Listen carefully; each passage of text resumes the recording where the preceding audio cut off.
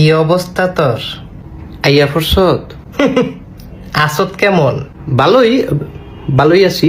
রমজান মাসে আমারে সারা দো ভালোই জাউরামিদি করলি।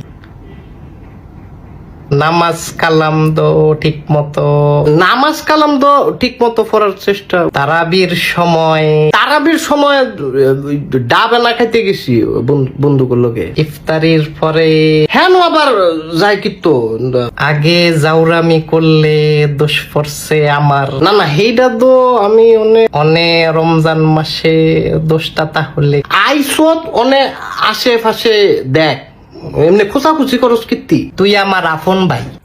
বেটা না ভাই। আবার আবার কয় ভাই ভাইয়া তুমি বুকে আসো। এই তুই দূরে সর। ভাইয়া না না না না না না ভাইয়া কথাটা শুনো। তুই দূরে থাক। তোমার কপালে একটা সুমা দিই। এই বেটা